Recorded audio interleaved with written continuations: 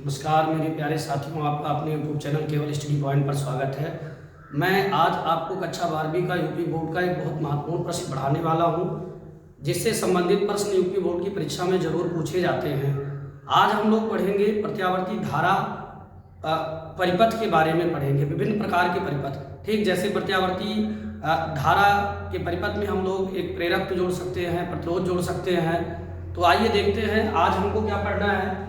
हम लोग पढ़ेंगे जब परिपथ में केवल शुद्ध प्रतिरोध आ रहा है। ठीक, अब प्रत्यावर्ती धारा क्या होती है? ऐसी धारा होती है जो हर क्षण समय के साथ साथ बदलती रहती है और उसकी दिशा भी बदलती है और उसका मान भी बदलता है, लेकिन एक निश्चित समय अंतराल के बाद क्या होता है कि वो फिर जिस तरह से पहले चल रही थी उसी दिशा में आगे बढ़ती है। प्रत्यावर्ती धारा इस प्रकार से होती है, ये हाफ चक्कर के लिए प्लस होती है। अगर ये धारा ऊपर प्लस से माइनस है तो ये इस प्रकार से, और ये आपकी धारा और वोल्टेज एक साथ चलती है। ठीक, ये वोल्टेज है और ये धारा आई है। तो ऐसी करंट को हम लोग क्या करते हैं? प्रत्यावर्ती धारा कहते हैं। देखिए हर क्षण ये आगे जा रही है, धारा मान बढ़ रहा है और दिशा भी बदल रही है, फिर ऐसे धीरे धीरे धीरे धीरे धीरे धीरे। प्रत्यावर्ती वोल्टेज का ये फार्मूला है V = V0। V0 जब ये मैक्सिमम हो जाती है इसकी वोल्टेज तो इसको V0 बोलते हैं। क्या बोलते हैं? V0 बोलते हैं। ठीक, तो आइए देखते हैं कि जब परिपथ में केवल शुद्ध प्रतिरोध R जुड़ा है तो क्या होगा। तो ये जो आपकी V है ये तात्क्षणिक वोल्टेज है। किसी क्षण इस तार में, ये तार में R जुड़ा है, ये आपकी साइनसॉइडल करंट है। ठीक, प्रत्यावर्ती वोल्टेज लगाया गया है इसमें, जिसकी वोल्टेज ये है और R है, तो इसका वोल्टेज ये होगा। अब हम लोग ओम के नियम अनुसार जानते हैं ना, ओम के नियम से, ओम के नियम से, ओम के नियम से V = होता है I × R। किसी भी सर्किट में V = क्या होता है? I × R। अब हमको क्या चाहिए? I चाहिए।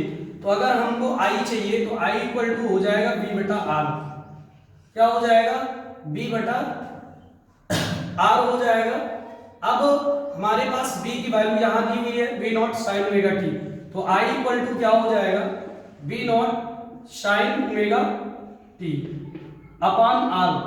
जैसे हम लोग I बराबर V/R पढ़े, अगर ये V0 हो जाएगी, वोल्टेज का मान जो है अधिकतम जब हो जाएगा तो V0 अपान R = हमारी I हो जाएगी। क्या हो जाएगी?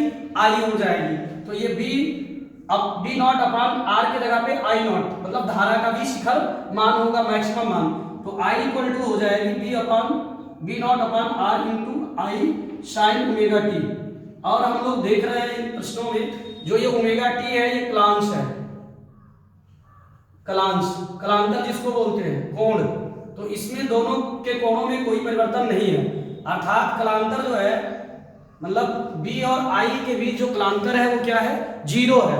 अर्थात हमारी जब वोल्टेज लगाई जाएगी किसी सर्किट में तो उसमें जो धारा प्रवाहित होगी वो कुछ इस तरह से, वोल्टेज लगाएंगे और फिर क्या होगी? ये धारा प्राप्त होगी। इस तरह साथ साथ चलेंगे क्योंकि कलांतर क्या है? 0 है। एक साथ वोल्टेज लगाएंगे, ये B है और ये I है।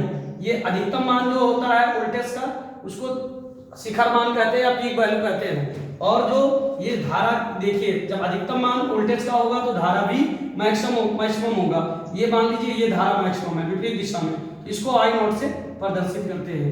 मतलब जब हम शुद्ध प्रेरक मतलब शुद्ध प्रतिरोध किसी AC परिपथ में जोड़ते हैं तो वोल्टेज और धारा एक साथ साथ चलती है।